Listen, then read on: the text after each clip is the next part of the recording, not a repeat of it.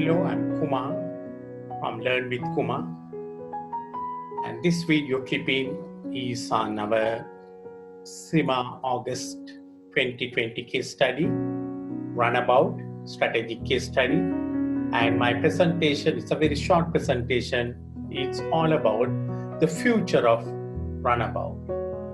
2020, by the time you sit for the exam in August, 7 months, almost 8 months have gone off, and it has been a tough 8 months, no doubt, for everyone in this world. And now the shareholders, the stakeholders, everyone will be looking in terms of this 93 billion turnover company, 15,000 employee company, about the future of runabout. And you as the senior finance manager will have a major role to play in deciding and in determining the direction and strategy of this company. So on this video, that's what, and there'll be many more videos already. Of course, you can visit learnwithkumar.com and you will see I have put up a couple of videos, and there'll be many more videos and notes. So keep on visiting my site and you can get a lot of information, which I hope will be useful for the case study. I have a passion for online tuition, and I'm offering tuition at very affordable rates. So if any of you all are keen, you can contact me at learnwithkumar.com, or you can contact me through email info at learnwithkumar.com or WhatsApp +9477 321 9387. So every company, including runabout, the future will depend how you are going to preserve your cash, manage your cash, how you are going to care for your customers, and also how you will manage your costs in 2020 and beyond, because we have entered into a new normal situation. The whole world has got changed, the human behavior patterns have got changed, so it's a new normal and we need to get adopted to that new normality. So innovative thinking and strategies will be the key for the success and sustainability. So the 3 C's that we should be focusing will be cash, customers, and cost from now onwards. If you look at the financial structure of runabout, one big advantage, we do not have any venture capital funding. Generally, micro-mobility companies are startups and they do have venture capital funding. We are a company that had been there for almost 2 decades. So we don't have venture capital funding. We are a listed company, and that will give us the freedom to decide on our time horizon and strategies. When you have venture capital, what happens is the venture capitalist will want to exit in 5 years, 7 years the most. So your strategies are somewhat restricted in time horizon. Now that is a big advantage. So we must look at all positives. As senior finance manager, talk about these positives and give confidence and take advantage of all these positives whenever we are discussing the future of our company. If you look at the page 9 of the pre-scene, you will see in the cost structure, the biggest expenditure is depreciation. 34% of your operational cost, or 74 cents, is depreciation. So, I don't know how many of you all have thought about this one. This is a very, very important matter. It's based on, because we are having one sole supplier, mineral supply, and it's based on normal usage in where there is no shared kind of usage. Depreciation is based on 6 months usage and 74 cents. So if you are thinking in terms of one of the traces cost, one thing you might want to reduce is this cost of depreciation. How can we reduce it?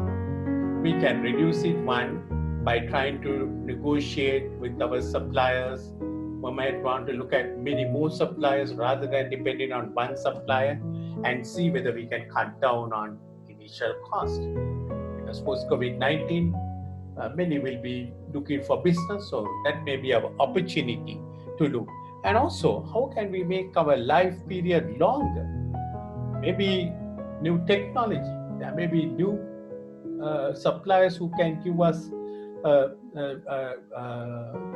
hoverboard with a longer life period. So look for these things. I mean, imagine this cost coming down from 74 cents to 37 cents.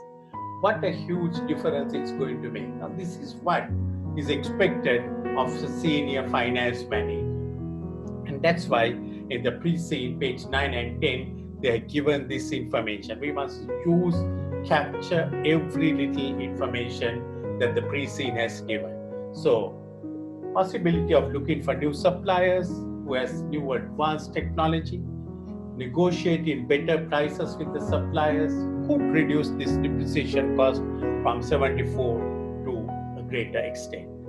So this is something which we did not see in earlier pre-scene papers, but this is a very, very important one which I want you all to take a note of it. And by proper maintenance, you and I know any vehicle, anything, by proper timely maintenance, preventive maintenance, we can enhance the life period. So take 100% control over operations. Have your own repair workshop.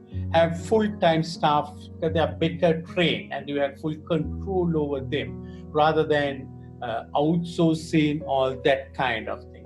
And one of the problems with this shared business is that you don't love those hoverboards or vehicles like as if it's owned by you. So give that message to the user, what we call TLC, tender loving care.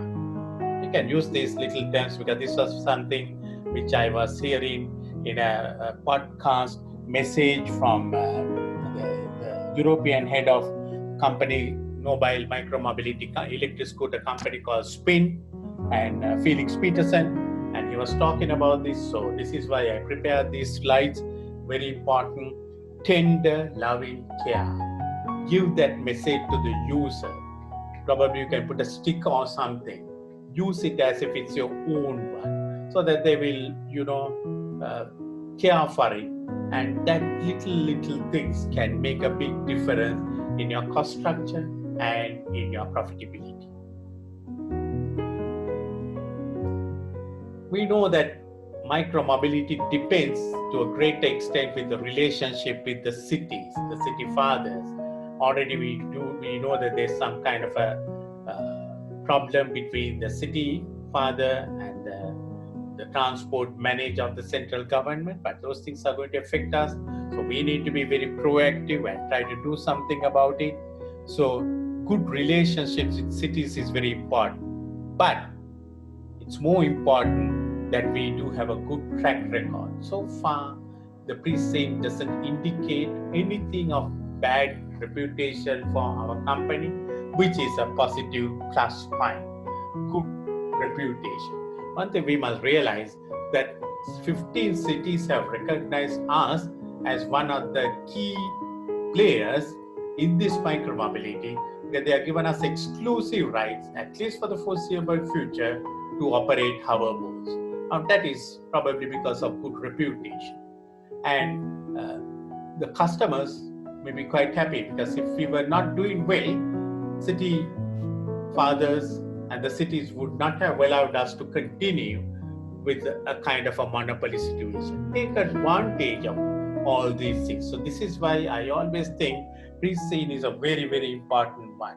You have a lot of information which you can return back to the examiner in different terminology, in different language, in different context, and that will make the examiner very, very happy. So take advantage of our good reputation, which can make a big difference to our company in the future. Almost all the cities, countries are very, very concerned about the quality of life. And this is our opportunity. In fact, I was thinking whether this, after COVID-19, whether the companies like Runabout, Micromobility, will they have a future? Here in Felix Peterson, what he said was, in fact, they are doing better.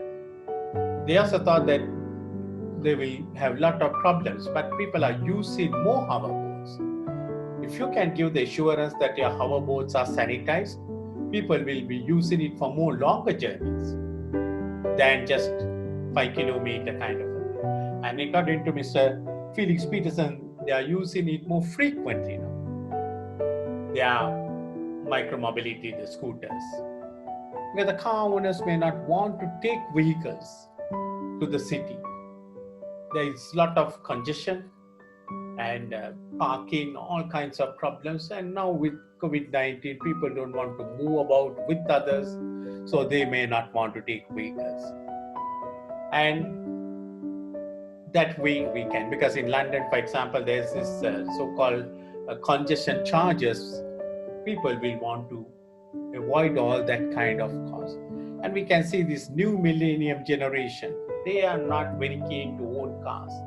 During our time, it was almost a necessity to own a car if you want to get a good wife even. But now that thinking has gone back.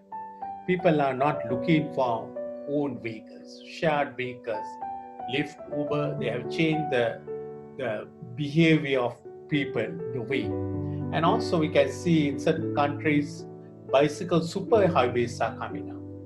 So you can lobby with the government for this kind of thing, the right infrastructure, which can make a kind of a thing. These are the paradigm changes of the micromobility industry. Particularly, people may be thinking in terms of owning hoverboards, micromobility. Not sharing, they might own. So you might have another opportunity to sell hoverboards, to go into the business of selling hoverboards as well as on the business of sharing hoverboards on micromobility. People will be thinking in buying because they are not too expensive, low cost. So not like buying a car, and people may invest money on hoverboards so that they can, use it for longer journeys and for their leisure, recreation, shopping, to explore the cities, tourists, all that kind of possibilities are there. So why don't we think in those lines for the future of Runabout? Micromobility profitability is very high. Initial costs are very low because we are not investing in a vehicle like thing which is going to be having life period of 4-5 years. It's just months which we probably try to extend it a little bit more. No driver, so there's immediate saving there. Potentials are very high. So far, in fact, they don't know exactly what the potential is like. Post COVID-19, as Felix Peterson said, more longer journeys now they're experiencing. People are using it for more longer journeys, more frequency. In fact, their company Spin, they had never sort of had a held up in the lockdown. They have been using the micromobility continuous. They have never shut down it, which is great. And they have been giving their micromobility equipments to health authorities, and they are the operational staff who are managing the COVID-19.